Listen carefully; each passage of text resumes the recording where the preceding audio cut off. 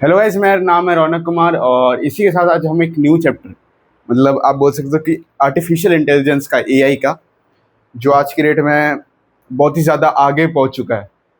जो मुझे पता है कि कई कई स्कूल्स में बच्चे लाइटली ले लेते हैं कि एआई क्या पढ़ना है, क्यों पढ़ना है, क्यों क्यों पढ़ना है ऐसा। तो इसलिए क्लास 10th में एनसीईआरटी ने सीबीएसई ने एनसीईआरटी के अंदर आर्टिफिशियल इंटेलिजेंस तो डाला ही डाला है। ठीक है, इसके अंदर हम एक न्यू चैप्टर स्टार्ट करेंगे आज, जिसका नाम है stress management and it's techniques. तो ये चैप्टर आप बोलोगे कि यार एआई यहाँ तो इंक्लूड है ही नहीं, यहाँ तो किसी एआई की बात ही नहीं हो रही, यहाँ पे तो स्ट्रेस मैनेजमेंट और उसकी टेक्निक्स की बात हो रही है। तो आप अपनी एआई की बुक खोलो, किप्स वाली, और उसके अंदर देखो आपका पार्ट 1 और पार्ट 2 डिवाइडेड होगा। यूनिट 2 के अंदर, मतलब पार्ट 2 के अंदर आपका stress management and it's technique chapter number 6 आपका दिया हुआ है। और आपका जो आपका एआई है वो अभी तक स्टार्ट नहीं हुआ है। एआई आपका अभी तक स्टार्ट नहीं हुआ है। एआई आपका कब स्टार्ट होगा? जब ये सारे जो चैप्टर्स है आपके 6 तक के वो खत्म हो जाएंगे, उसके बाद आपका मेन एआई स्टार्ट होगा। अभी जो आप पढ़ रहे हो वो आप नॉर्मल कुछ भी पढ़ रहे हो, मतलब ऐसे स्ट्रेस वगैरह के बारे में पढ़ रहे हो, ठीक है, उसके टेक्निक्स पढ़ रहे हो, वो सब पढ़ रहे हो आप। आईटी तो अभी आप पढ़ ही नहीं रहे हो ना, ये एआई पढ़ रहे हो। और देखो, आपको मैंने क्लास 9th के अंदर आपको मैंने एआई पढ़ाया था, लेकिन वो अब चेंज हो गया। मेरा कोई फ़ायदा नहीं रहा आपको पढ़ा करके एआई, क्योंकि अब क्या हो गया, वो अब आपका चेंज हो गया आईटी के अंदर। अब आपका उन्होंने बदल दिया आईटी के अंदर। ऐसे ही आपका साइंस जो था, साइंस का आपका बदल दिया आपका एक्सप्लोरेशन के अंदर, जो मेरा भी फ़ायदा नहीं रहा अब। ठीक है, मैथ्स की बात करें, जो मैंने पढ़ाया था वो भी बदल दिया इन्होंने। एसएसटी जो पढ़ाया था वो भी बदल दिया इन्होंने। तो देखो, 100% मैं बता रहा हूँ 10th का भी सिलेबस बदलेगा। लेकिन ये मत सोचिए चलना कि जो 10th का सिलेबस बदल गया तो ये चैप्टर आएगा ही नहीं। ये चैप्टर कंटेन करता है ज़्यादा मार्क्स, ठीक है, और ये चैप्टर इंपॉर्टेंट भी है उतना ही। जितना आप एआई पॉइंट ऑफ व्यू से लेकर चलोगे, ये एग्जाम पॉइंट ऑफ व्यू से, तो उतना इंपॉर्टेंट है ये चैप्टर। तो आपको इसको लाइटली लेकर तो बिल्कुल भी नहीं चलना है। चलो, ज़्यादा टाइम पास नहीं करते, हम समझते हैं स्ट्रेस मैनेजमेंट। हम कैसे स्ट्रेस को मैनेज कर सकते हैं, बेसिकली हम कैसे अपने इमोशंस को, हम कैसे अपने थॉट्स को मैनेज कर सकते हैं, इसके अंदर वो बताया गया है। इसके अंदर अपने बिहेवियर को हम एफिशिएंटली कैसे मैनेज कर सकते हैं, कैसे हम किसी सिचुएशन को मैनेज कर सकते हैं ना। मान लो फॉर एग्जांपल आपका बिहेवियर थोड़ा अलग सा है, कि आप थोड़े से चिड़चिड़ेपन से हो, मतलब कि आपको कोई कुछ बोल के चले जाता है, या आपको कुछ भी बोल के चले जाता है, या कुछ भी आपको जो मतलब खराब लगा, आपको थोड़ा स्ट्रेस आना स्टार्ट हो जाता है, इसने बोल कैसे दिया, आप उसको गलत गलत चीज़ बोलना स्टार्ट कर देते हो। तो वो आपका जो आता है वो आपका स्ट्रेस मैनेजमेंट के अंदर आता है, कि हाँ भाई थोड़ा स्ट्रेस आ रहा है मेरे अंदर, क्यों? क्योंकि उसने मुझे कुछ बोला है, क्योंकि उसने मुझे कुछ इमोशंस थॉट्स बोले हैं। ठीक है, तो मेरे साथ साथ लिखो आप, जल्दी जल्दी आप मेरे साथ साथ लिखो सबसे पहले स्ट्रेस मैनेजमेंट का।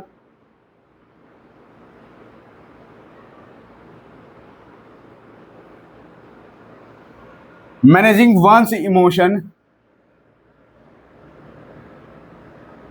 और इसमें देखो आईटी के अंदर आपको, एआई के अंदर आपको कोई भी मतलब कि आपको रेफरेंस बुक नहीं लगानी है। आप जितने भी किप्स वाली बुक पढ़ के जाओगे उतना आपका सबसे अच्छा होगा। Managing one's emotions, thoughts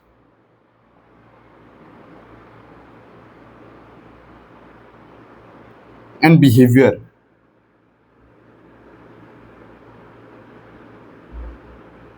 efficiently. ये नोट्स आप जल्दी टेप लो जल्दी से, ठीक है।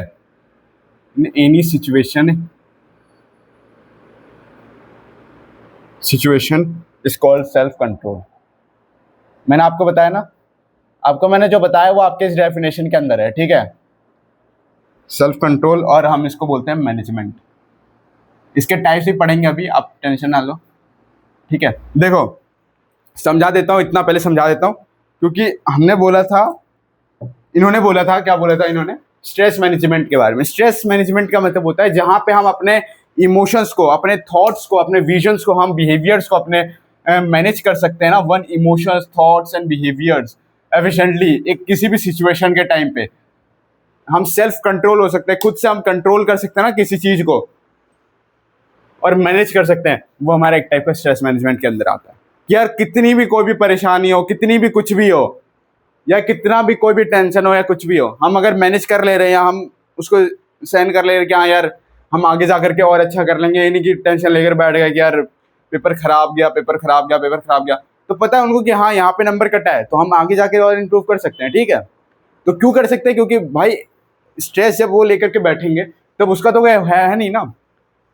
स्ट्रेस कंट्रोल और मैनेजमेंट का जो है काम, वो स्ट्रेस मैनेजमेंट ही करेगी इसका काम, ठीक है। आपके इमोशंस को, आपके थॉट्स को, आप कैसा सोचते हो, आप कैसा कहते हो सामने वाले पर्सन को, वैसा। सेल्फ मैनेजमेंट इंडिविजुअल को एक टाइप से आप बोल सकते हो फोकस करने में, इंपॉर्टेंट टास्क में, जॉब्स में आप फोकस करने में हेल्प करता है, कि जो भी आप इम्प्रूव कर सकते हो एक टाइप से मतलब अपने इमोशंस को, आप थॉट्स को इम्प्रूव कर सकते हो, लीडरशिप क्वालिटीज़ को आप इम्प्रूव कर सकते हो, ये सब बोला है। कुछ स्किल्स है सेल्फ मैनेजमेंट के, ये सारे स्किल्स आपके लिए बहुत इंपॉर्टेंट है, मैं बता रहा हूँ, ठीक है। ये स्किल्स मैं लिखवा देता हूँ, some skills of self management important. और देखो आपकी अभी ना जो क्लास होगी, आपकी अभी आईटी की क्लास चलेगी 3-4 दिन जो चलेगी, ठीक है। जो क्लास मैं लूंगा वो आईटी की चलेगी और बाकी किसी की नहीं चलेगी अभी आपकी। मैनेजमेंट और बेसिक और सेल्फ मैनेजमेंट।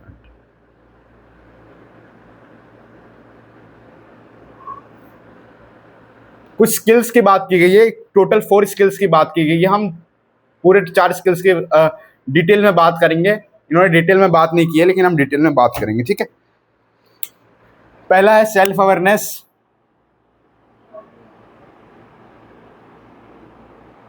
दूसरा है रिस्पॉन्सिबिलिटी टाइम मैनेजमेंट, सबसे इंपॉर्टेंट रिस्पॉन्सिबिलिटी, और इससे भी ज्यादा इंपॉर्टेंट है टाइम मैनेजमेंट। टाइम मैनेजमेंट और उसके आगे है आपका एडेप्टिबिलिटी। ये सब अभी हम समझेंगे क्या होता है, बस लिखते जाओ आप मेरे साथ। देखो कुछ स्किल्स है जो सेल्फ मैनेजमेंट और बेसिक सेल्फ मैनेजमेंट के लिए इंपॉर्टेंट है। जैसे हम सेल्फ अवेयरनेस हो, खुद से अवेयर हो, मतलब कि कुछ भी हो रहा है तो उसके लिए हम अवेयर तुरंत हो जाए। हमारे पास रिस्पॉन्सिबिलिटी होनी चाहिए कि हम कोई भी कुछ भी हो रहा है वहाँ पे, तुम्हारे पास रिस्पॉन्सिबिलिटी होनी चाहिए, आपको रिस्पॉन्सिबिलिटी दी जानी चाहिए। फॉर एग्जाम्पल मान लो आप कोई क्लास का मॉनिटर हो तो आपको रिस्पॉन्सिबिलिटी दी जाएगी कि आप हैंडल करो क्लास को। वो भी रिस्पॉन्सिबिलिटी एक टाइप से आपका स्किल्स के अंदर आ जाता है। सेल्फ मैनेजमेंट मतलब खुद से आप मैनेज कर रहे हो, और एक टाइप का स्किल्स है कि हाँ मॉनिटर एक टाइप का स्किल्स है, ठीक है।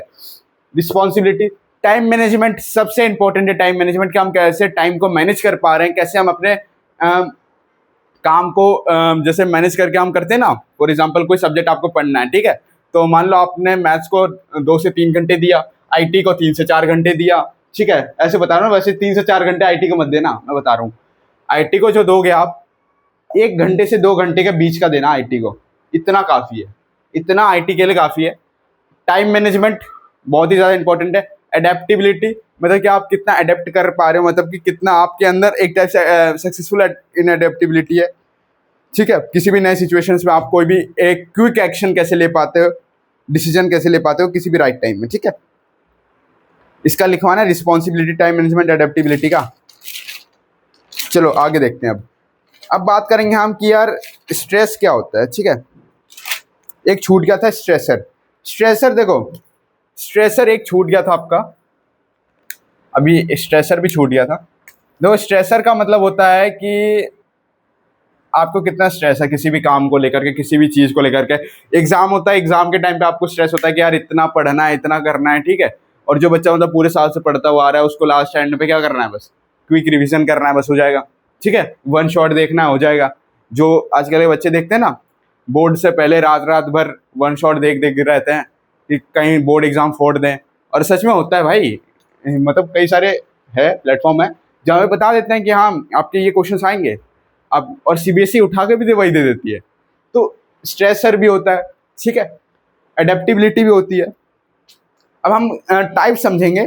टाइप्स होता है, कुछ टाइप्स होते हैं स्ट्रेसर के, इसमें हम टाइप्स को समझेंगे। 3 टाइप्स में कैटेगराइज किया गया है स्ट्रेसर को, 3 टाइप्स के अंदर। पहला है पॉजिटिव, डेंजरस और इरेलेवेंट। पॉजिटिव, डेंजरस,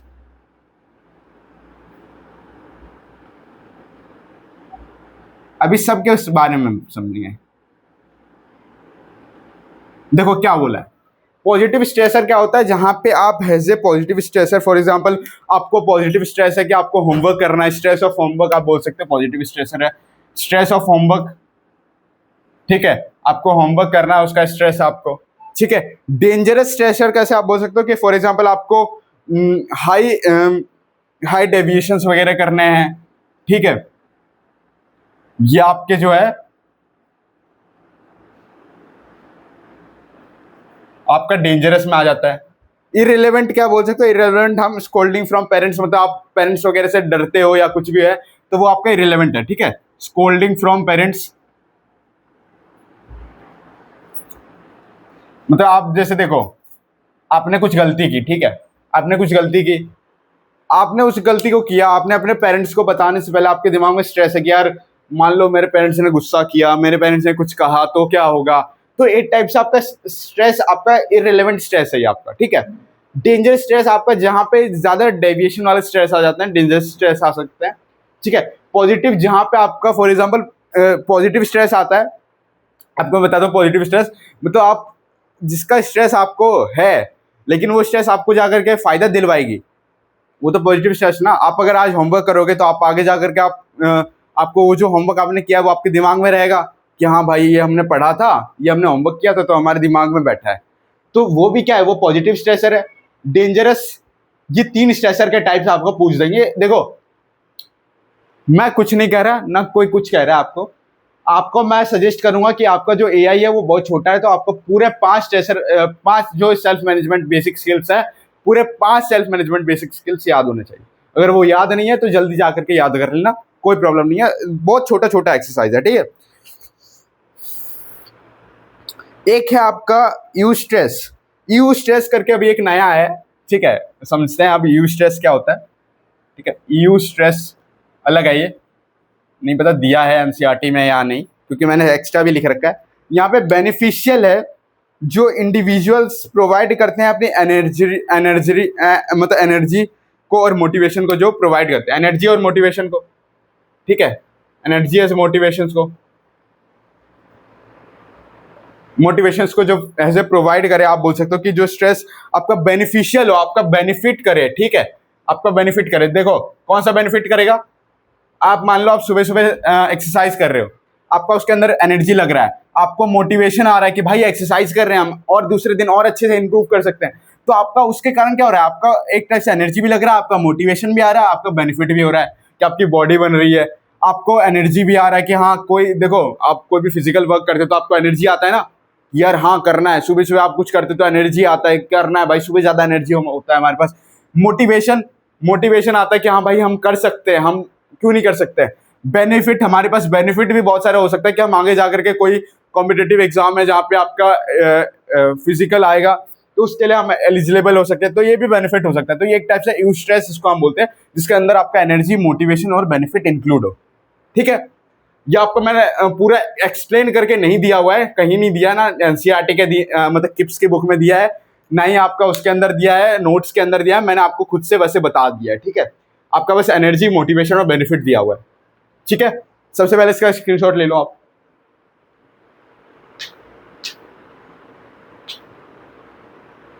ठीक है। अब यू स्ट्रेस तो हम समझ गए, अब होता है इसके बाद आपका जो आएगा वो आएगा ABC of management. ABC of management कहीं सुना है आपने, एबीसी ऑफ मैनेजमेंट कहीं ना कहीं तो पेपर में, मतलब एबीसी ऑफ मैनेजमेंट कहीं ना कहीं सुना होगा, एआई तो पहली बार पढ़ नहीं रहे हो, 9th में ही पढ़ा है आपने, ठीक है। एबीसी ऑफ मैनेजमेंट क्या है, एबीसी ऑफ मैनेजमेंट, देखो क्या है एबीसी ऑफ मैनेजमेंट। ए का मतलब क्या होता है, बी का मतलब क्या होता है, सी का मतलब क्या होता है, सब समझेंगे। एडवर्सिटी, बिलीफ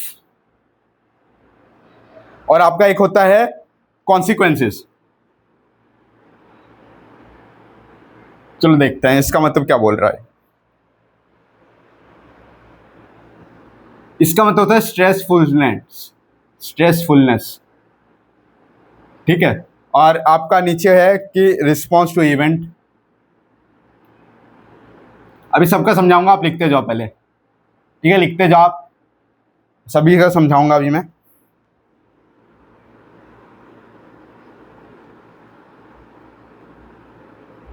ठीक है, देखो ABC ऑफ मैनेजमेंट का मतलब होता है कि जहां पे आप A का मतलब होता है एडवर्सिटी, B का मतलब होता है बिलीफ, C का मतलब होता है कॉन्सिक्वेंसेस। अब भाई एडवर्सिटी का काम है मतलब होता है स्ट्रेसफुलनेस, जहां पे आपको ज्यादा स्ट्रेस वगैरह हो, स्ट्रेसफुलनेस, वहां पे हम एक वर्ड यूज करते हैं जिसका नाम है एडवर्सिटी। बिलीफ, जहां पे आपको भरोसा, भरोसा रिस्पॉन्स टू इवेंट, किसी इवेंट को आप भरोसा देते हो, किसी भी इवेंट्स में आप जाते हो। कॉन्सिक्वेंसेस, सी का मतलब कॉन्सिक्वेंसेस मतलब रिजल्ट ऑफ स्ट्रेस, जो आप स्ट्रेस वगैरह ले रहे हो उसका रिजल्ट क्या है, रिजल्ट क्या आया उसका।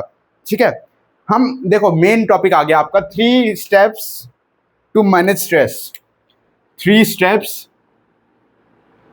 टू मैनेज, लिखते जाओ, स्ट्रेस। 3 स्टेप्स की बात की गई है जो हम स्ट्रेस को मैनेज कर सकता है, 3 ऐसी बात की गई है, पहला, दूसरा, तीसरा भी लिखेंगे। ठीक है, be aware of that you are in stressful situation. आपको क्या होना है, be aware about you are in स्ट्रेसफुलनेस।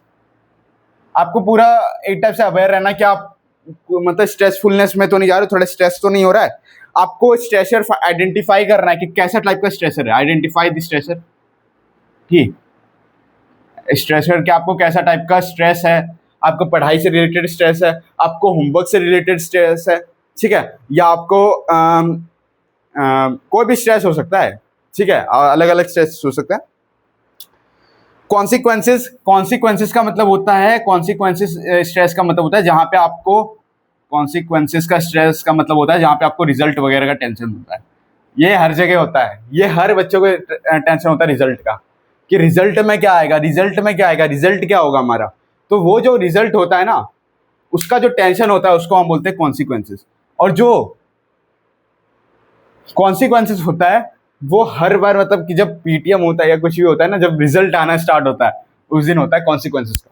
यार कैसा रिजल्ट आएगा, हमने पेपर तो ऐसा किया है, हमें पता है कि पेपर में हमने 60 क्वेश्चन किया है, हमने पेपर में पता है 15 क्वेश्चन किया, हमने पेपर में पता है कि 5 क्वेश्चन छोड़े हैं, लेकिन भाई कैसा रिजल्ट आएगा उसका स्ट्रेस, तो कॉन्सिक्वेंसेस को बोलते हैं। ठीक है, ये मत लिख कर आ जाना पेपर में कि स्ट्रेस ऑफ रिजल्ट, ये भी लिख के आओगे चलेगा, लेकिन आप एक कॉमन वर्ड यूज करोगे रिजल्ट ऑफ कॉन्सिक्वेंसेस, तो आपका और थोड़ा मॉडिफाई होकर के लगेगा टीचर को कि हाँ ये बच्चा जानता है थोड़ा इसके बारे में। तो रिजल्ट के जगह पर आपको कॉन्सिक्वेंसेस लिखना है, याद रखना है, कॉन्सिक्वेंसेस आपको लिखना 100%। ठीक है, अब चलो जल्दी आओ, इसमें स्ट्रेस मैनेजमेंट के कुछ टेक्निक्स है, बहुत इंपॉर्टेंट टेक्निक्स है ये, आपके कोई नहीं बताएगा, मैं बता रहा हूं। Stress management technique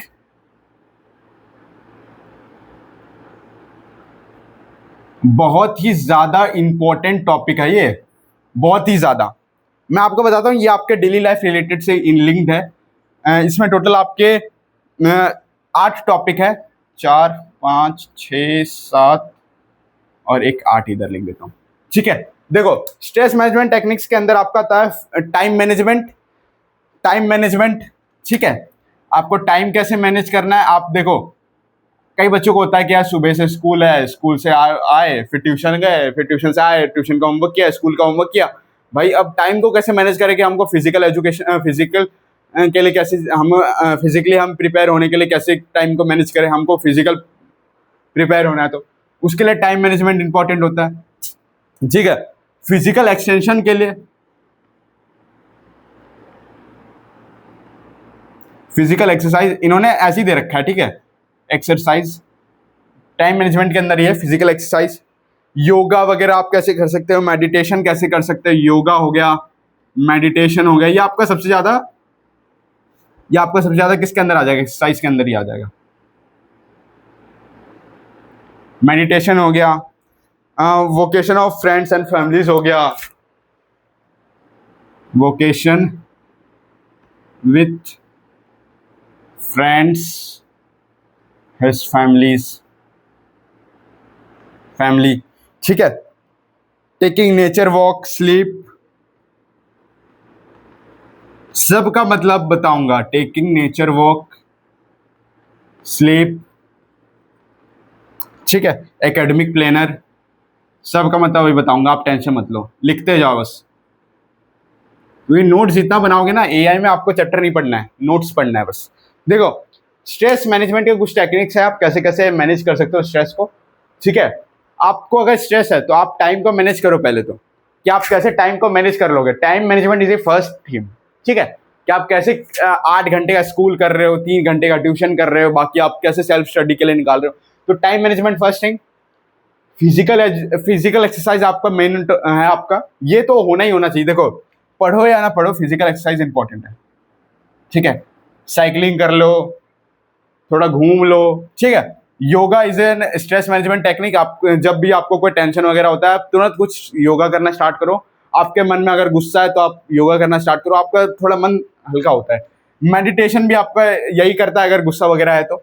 vocation with friends and families, अगर आपको थोड़ा सा कोई स्ट्रेस वगैरह, आपको परेशानी है, तो आप महसूस करके देखना, 100% ये काम करेगा, ये 100% काम करेगा, आपको मैं बताता हूँ। आप दोस्तों के साथ, दोस्त छोड़ दो, आप दोस्त छोड़ दो, फैमिलीज के साथ मेन टॉपिक है। फैमिली के साथ आप अपने टाइम स्पेंड करोगे जब, तो आपका जो स्ट्रेस है, आपका जो दिमाग में जो स्ट्रेस है, वो आप कम होता है। आप थोड़ा सा रिलीफ पाते हो कि यार हाँ, पूरे दिन हमने इतना मेहनत किया है, इतना हमने पढ़ा है, हमने ये सब किया, तो ठीक है। स्कूल्स में हमने 8 घंटा निकाला, ट्यूशन में हमने 3 घंटा निकाला, पूरा यार दिन चले गया। फिर स्कूल से आने के बाद फिर होमवर्क किया, फिर थोड़ा सा टाइम बचा, तो क्या करना है हमें, बैठ के टाइम किसके साथ स्पेंड करना है, फैमिलीज के साथ। ये नहीं कि फ्री फायर लेकर के गेम खेलने बैठ गए, फ्री फायर लेकर के, भाई अभी 10th में छोड़ दो फ्री फायर वगैरह, कुछ मत खेलो, ठीक है। टेकिंग नेचर वॉक, हमको नेचर वॉक लेना है, मतलब कि हम जैसे for example taking nature walk क्या कहता है, हमें सुबह शाम, सुबह की बात कर रहा हूँ, शाम को नहीं पता आपको टाइम मिलता हो या नहीं मिलता हो, सुबह तो आपको आधे से 1 घंटा निकालना है कि आप नेचर वॉक ले सको, ठीक है, आप घूम सको बाहर।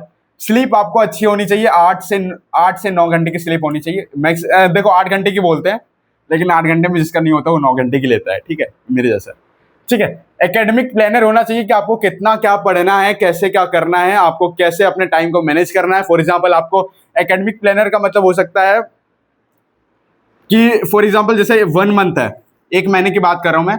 इस 1 महीने में मान लो आपका मैथ्स है, मैथ्स की बात कर रहा हूँ मैं, मैथ्स का 2 चैप्टर है जो आपका थोड़ा सा बड़ा बड़ा है। फॉर एग्जाम्पल आपका कोई भी चैप्टर दे रखा हो, ठीक है, ट्रिग्नोमेट्री वगैरह का चैप्टर, आपको पता है यार 1 महीने के अंदर फुल रिवीजन हो जाएगा मेरा, हम एक्सरसाइज भी कर लेंगे, टेस्ट भी दे लेंगे, सब कुछ कर लेंगे, तो ये आपका 1 महीने के अंदर हो जाएगा। तो आपको एकेडमिक प्लानर लेकर चलना है कि हम इतना प्लान करके चलेंगे तो हमारे कितने नंबर आ सकते हैं फिर एग्जाम में। तो academic planner is also important in your exam, ठीक है। तो आप ऐसे स्ट्रेस को मैनेजमेंट कर सकते हो, ये बहुत ही ज्यादा। देखो, कोई टॉपिक आए या ना आए, ये टॉपिक तो आपका पक्का आएगा, ये टॉपिक आप मार्क करके रख लो, स्ट्रेस मैनेजमेंट वाला टॉपिक पक्का मार्क करके रख लो, क्योंकि ये टॉपिक आपको एक तो आपका ये आपका पहले लिखने के लिए देंगे कि नाम बताओ आप कैसे मैनेज कर सकते हो, उसके बाद आप बताओ कि इसको डिफाइन करके बताओ कि टाइम मैनेजमेंट को कैसे कर सकते हो, फिजिकल एक्सरसाइज को कैसे कर सकते हो, या बोल सकते हैं कि छोड़ो आप स्ट्रेस मैनेजमेंट को नहीं, आप इसको मैनेज करके दिखाओ, कि कैसे आप मतलब बेनिफिशियल है टाइम मैनेजमेंट, उसके बारे में अभी जो हम पढ़ेंगे उसके ऊपर आपका लिखने के लिए आएगा ज्यादातर। नहीं तो आपका तो इसमें छोटा छोटा सा पॉइंट पूछेगा, ठीक है, कि आप कैसे मैनेज कर सकते हो। लेकिन आपको जो 8 पॉइंट दिया है ना, 8 पॉइंट में अगर आपको 6 या 5 भी पॉइंट याद है तो आपका काफी है, ठीक है। ज्यादा लंबा क्वेश्चन नहीं होगा, ये आपका 2 नंबर का क्वेश्चन होगा, 2 से 3 नंबर का, 2-3 नंबर का तो होगा भी नहीं है। जल्दी से वो ले लो स्क्रीनशॉट। फिर देखो, अब हम बात करेंगे, देखो स्ट्रेस मैनेजमेंट वगैरह हो गया, टाइम मैनेजमेंट हो गया, बेनिफिट ऑफ टाइम मैनेजमेंट। अब हम जब टाइम को मैनेज करते हैं ना, तो उसके बेनिफिट क्या क्या आते हैं। सबसे इंपॉर्टेंट टॉपिक,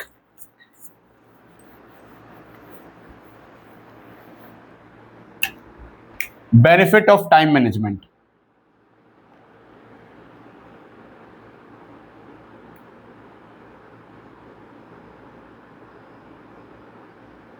टाइम मैनेजमेंट को कैसे बेनिफिट है, हम हर एक टास्क को, एक्टिविटीज को एफिशिएंट टाइम में, या फॉर एग्जांपल हम कोई भी, टाइम मैनेजमेंट इसलिए बेनिफिट है ना, क्योंकि मान लो हम कोई भी टास्क कर रहे हैं ना, टास्क वगैरह कुछ भी हम कर रहे हैं, तो उसको हम अपने टाइम्स को डिवाइड कर सकते हैं, टाइम को डिवाइड कर सकते हैं, ठीक है, कि हम इतना टाइम, मान लो कोई टास्क कर रहे हो आप, ठीक है, मान लो आप स्कूल का काम स्कूल का होमवर्क कर रहे हो, ट्यूशन का होमवर्क कर रहे हो, ठीक है,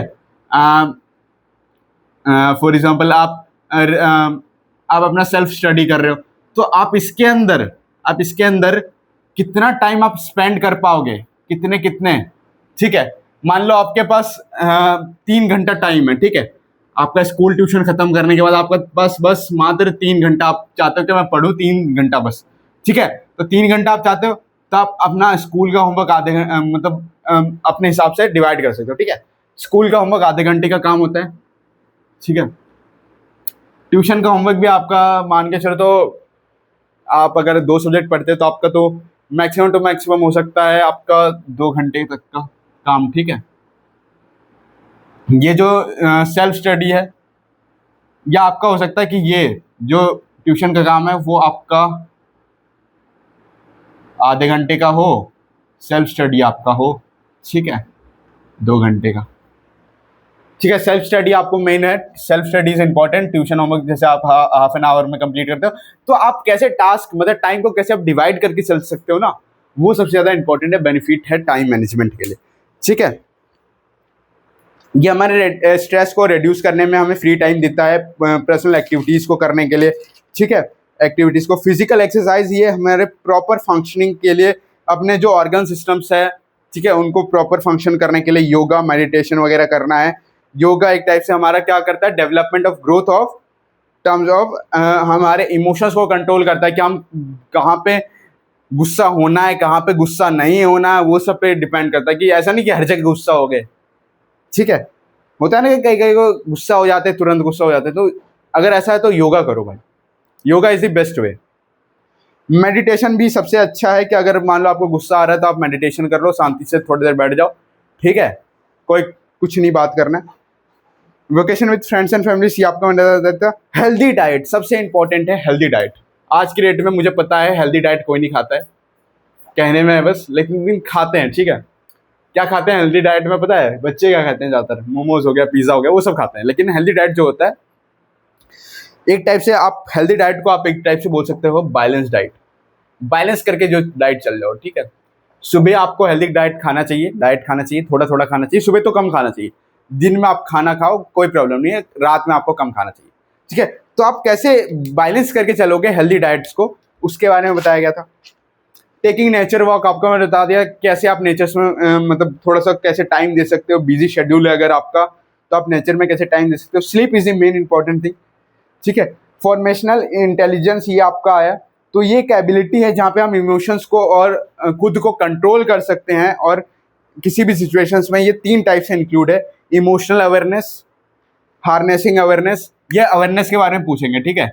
इमोशनल छोड़ो, यहाँ पे आपका इमोशनल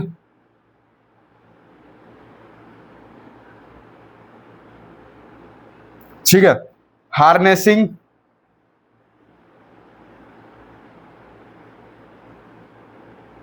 मैं सबका बताऊंगा आपको, इसके बाद ये लास्ट टॉपिक है आपका, ठीक है।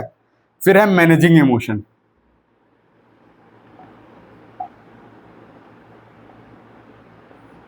ठीक है। देखो कैसे करना आपको मैं बताता हूँ, 1 2 3, ठीक है। देखो इमोशनल अवेयरनेस क्या होता है, ये एक एबिलिटी होता है जहां पे हम इमोशंस को आइडेंटिफाई कर सकते हैं। Identify the emotion,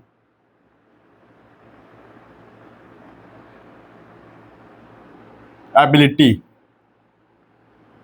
to identify the emotion. Harnessing emotion क्या होता है, जहां पे हम अलाउ कर सकते हैं अपने इमोशंस को, खुद के इमोशंस को, कि हम अपने थॉट्स को, बिहेवियर्स को कैसे, डिसीजन मेकिंग को कैसे हम एक टाइप से प्रोडक्टिव मैनर दें। डिसीजन मेकिंग हो गया, इसको हम कैसे क्या करें, प्रोडक्टिव मैनर कैसे दे, उसको हो गया आपका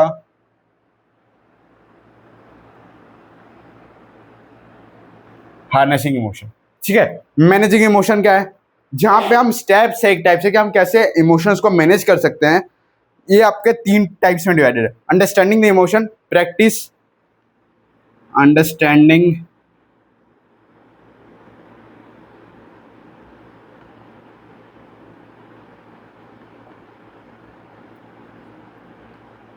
प्रैक्टिस रैशनलाइज, ठीक है। क्या बोला है, मतलब हार्नेस इमोशनल अवेयरनेस एक बार दोबारा समझ लेते हैं, क्योंकि आपको मुझे पता है आपको समझ में नहीं आया, ठीक है। हार्नेसिंग इमोशनल आपको बोलता है कि जहां पे आप अपने एबिलिटी को आइडेंटिफाई कर सकते हो उनके इमोशन से, तो उस वो आता है इमोशनल अवेयरनेस में, हार्नेसिंग अवेयरनेस उसके अंदर जहाँ पे हम डिसीजन मेकिंग को एक टाइप से प्रोडक्टिव मैनर देते हैं कि हम किसी भी डिसीजन को बना रहे हैं तो हम उसको थोड़ा सा ज़्यादा महत्व दे रहे हैं, तो वो भी आपका हार्नेसिंग इमोशन में आ सकता है। मैनेजिंग इमोशन आपका 3 टाइप्स में डिवाइडेड है। पहला है अंडरस्टैंडिंग द इमोशन, हम कैसे इमोशंस को समझ सकते हैं, सामने वाले इमोशन को कैसे समझ सकते हैं। देखो भाई, सामने वालों का इमोशन कैसे समझ सकते हैं, खुद का इमोशन कैसे समझ सकते हैं, ये मैनेजिंग इमोशन है। Practice more important, rationalise more important. तो ये था आपका पूरा मतलब जो चैप्टर था, ठीक है। देखा, एआई का चैप्टर कुछ नहीं है, मैंने आपको पहले भी बताया था, कुछ नहीं है एआई का चैप्टर। एक क्वेश्चन है, what are the different type of stressor, कैसे डिफरेंट टाइप ऑफ स्ट्रेसर हो सकते हैं, ठीक है। पॉजिटिव, डेंजरस, क्रैक्ड स्ट्रेसर, ये सारे आपके डिफरेंट टाइप ऑफ स्ट्रेसर आप लिख दोगे बुक में, ठीक है।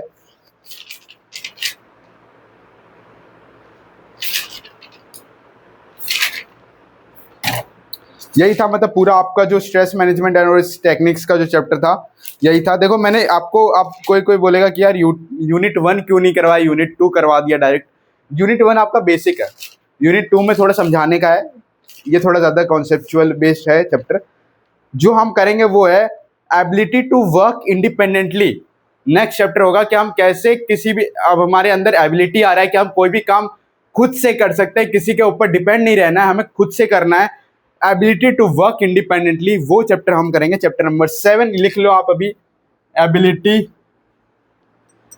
चैप्टर 7 एआई का करेंगे, जो होगा एबिलिटी टू वर्क इंडिपेंडेंटली, ठीक है। मतलब इसके अंदर मैं आपको अभी शॉर्ट बता देता हूं कि आपको सेल्फ कॉन्फिडेंस वगैरह के बारे में बताएगा, आपको पर्सनल सेल्फ रिलीफ के बारे में बताएगा, वो सब बताएगा, और आप कैसे अपने वर्क को इंडिपेंडेंटली आप सॉल्व कर सकते हो। मतलब आप किसी के ऊपर डिपेंड नहीं रह रहे हो, आप खुद से वो काम को सॉल्व कर रहे हो, ठीक है। ये होता है ना कि कोई डिपेंडेंट होता है कि यार वो करके देगा तभी करेंगे, आधा वो काम करके देगा तभी हम वो काम करेंगे, तो वैसा कुछ नहीं है। एबिलिटी है कि हम कोई भी काम को इंडिपेंडेंटली देख कर सकते हैं, हम खुद से कर सकते हैं। तो यही था। तो मुझे पता है कि आपको स्ट्रेस मैनेजमेंट और टेक्निक्स वाला चैप्टर बहुत ही ज़्यादा इजी लगा होगा, बहुत ही ज़्यादा इजी वे में मैंने बताया, इससे ज़्यादा इजी वे में आपको टीचर नहीं पढ़ाएगा, ठीक है। और देखो, मैंने तो आपको एक दिन में एक चैप्टर कंप्लीट करवाया, लेकिन आप स्कूल में जाओ, आपको एक दिन में 2 चैप्टर कंप्लीट करवा देंगे डायरेक्टली।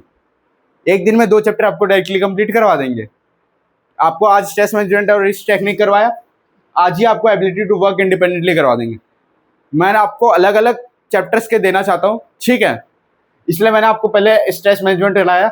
नेक्स्ट चैप्टर जो होगा वो एबिलिटी टू वर्क इंडिपेंडेंटली, कैसे हम खुद से काम कोई कर सकते हैं, उसकी एबिलिटी के बारे में हम बात करेंगे नेक्स्ट चैप्टर में। सो थैंक यू, मिलते हैं नेक्स्ट क्लास में।